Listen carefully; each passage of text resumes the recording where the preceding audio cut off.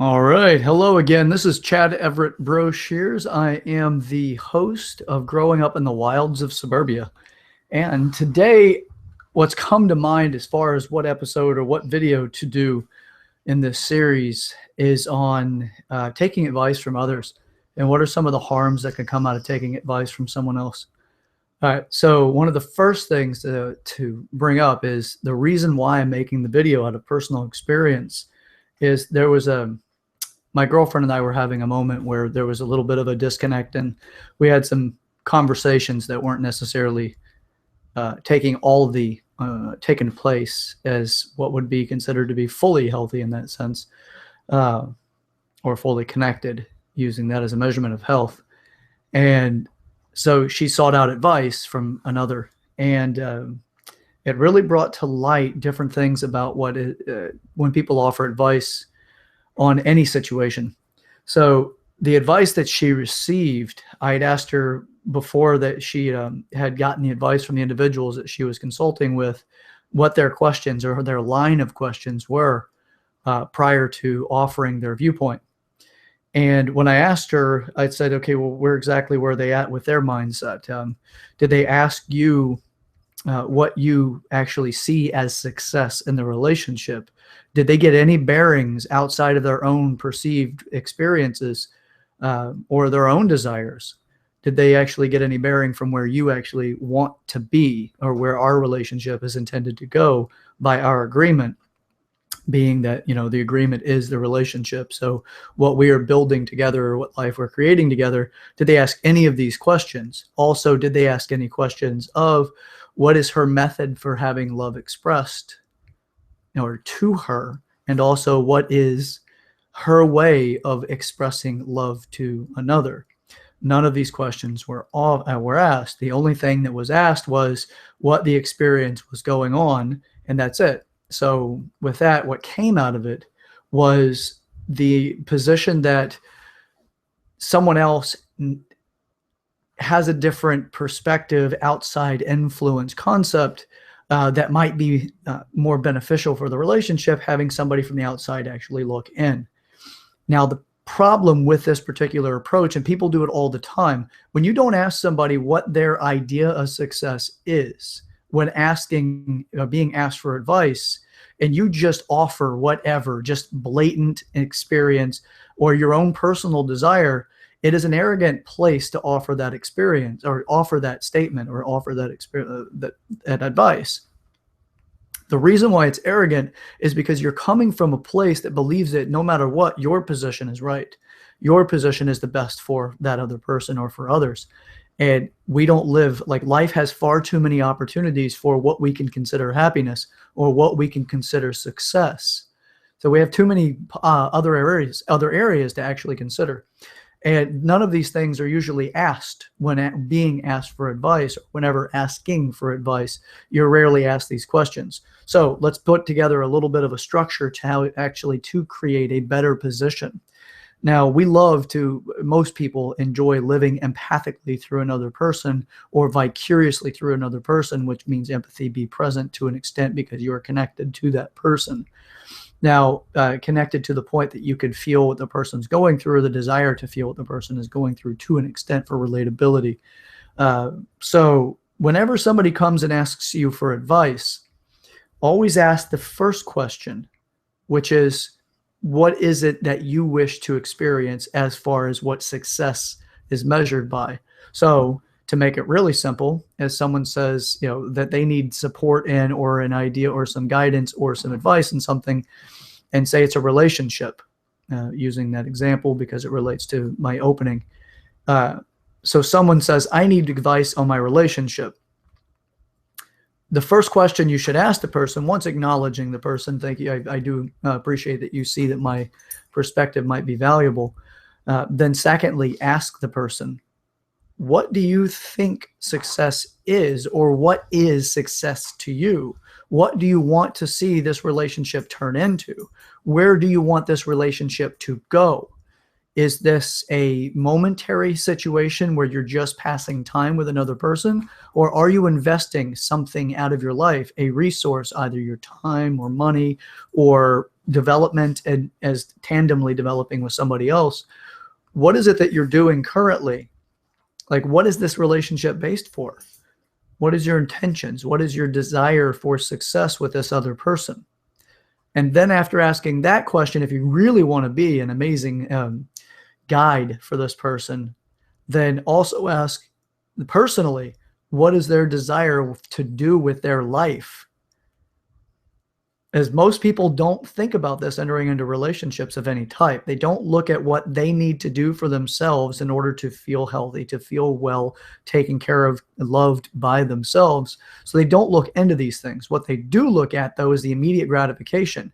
Now, if it's a relationship, it's immediate gratification of something, whether that's being with the person that their parents ideally believe that they should be with, or is it being with the person because they have a specific amount of resources available to them, whether it be money or it's just their time, or if it's their influence on others, or whatever other variants, maybe intellectual abilities, their background credentials, their experiences, whatever that may be.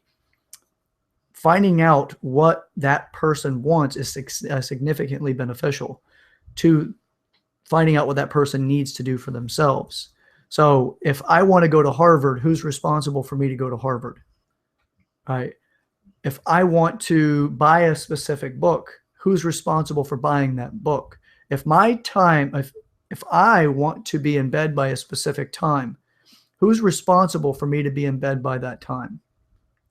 So as you can see how this starts to unfold, this is exactly what this turns into, is really understanding the person profoundly enough that you can step out of your own bias position to into it, from a bias position from yourself to a vague position for them, infecting their world with what you believe is right, what you believe success is, what you believe is the most satisfying for you, and then projecting your idea of success into their landscape, their mental landscape. If you haven't asked these questions, that's an arrogant position to be in, because you think you know best for that person, although that person is asking you. Now, if you ask the questions that I've actually brought to the conversation at this point, you're going to profoundly understand this person enough that you can separate your biasness, so much so that you could at least see from their perspective enough to say, well, if I was going through this and I wanted to experience that, then what I would do is make these decisions. I would make these choices. I would take these actions. I would resist acting here. Now, with this also comes, so now that I have like at least that much of the conversation laid out, there's a darker side to offering advice. The darker side to offering advice is your own past experiences could simply be that you've had enough upset in your life, and there were plenty of things that you wanted to try on somebody else in the relationship that was causing the upset, whether that's an intimate relationship, a friendship, a business relationship, coworker, just some Joe Schmo on the street. It doesn't matter. You'll have this thing where that person would project how they would like to behave, but haven't yet behaved, but yet they will make you believe that they have that degree of confidence, or that they have that degree of ability to have a conversation in such a way, because it is a sterile position. The other person is not capable of interacting in what they wish to play out, because they did not play it out. I hope that makes sense at this point. People will play in their mind a way a situation should go in their belief. So if somebody cuts them off in traffic, they may not actually catch up to that person and say what they'd like to say to that person, or have the moment to say that to that person because of their own fear for personal well-being, or their own ability to articulate themselves when they're upset, or whatever. But in their mind, they have a very clear idea about how they would like to behave. They may have never done this in life, but yet they've played it out in their mind often enough. Now, when they offer the advice, they're offering the advice with the absolute equivalent of a stage performance, but no real life equivalent. Like, I won't tolerate that ever. And then if you find out by getting to know the person that, yes, they will tolerate that, and they have tolerated it always, it's that their frustration levels are high, but their experience level in getting out of that situation is very low. People will offer advice from where they would like to see the results more benefiting themselves. Now, that also plays into what somebody else can give advice for in the sense of personal gain when being asked. So if it's somebody of interest and that person's coming to you and asking you advice, and it looks like the relationship may be shaky, or there might be a fracture in it enough that if you wedge in just right, you can cause a fracture in between the individuals enough so that maybe you've given yourself a chance. And then you wedge further and further, or the wedge gets further and further as long as the opportunity is presented. Now, there's darker sides to advice. It's not just all the fun stuff that people are like, yay, altruistically, this person gave me the best advice ever and it really worked out in my favor. It's not always that way. The longer you entertain a thought, the more life you give the thought. The more life that you give to the thought, the more of a reality that you make it, regardless of its validity. A lot of times we create ideas that become realities that are based completely out of, insecurities by past experiences. And that could be an insecurity of many ways. You can be insecure about money. And when somebody asks for money who earnestly really requires it and who truly and sincerely intends to pay it back, you deny that individual because someone else has burnt you, or you are unable to really be secure in your money. It can be friendships and you feel like you're not honored enough in friendships, and you take it out on that person whenever they ask for, support by you, in the sense that maybe they just need a shoulder to lean on for a bit, and you take it that I'm not going to let you lean on me. You haven't leaned on me in a favorable way in the past. You haven't done for me. There's a lot of different variances in this. But whenever it comes to the advice game, be careful.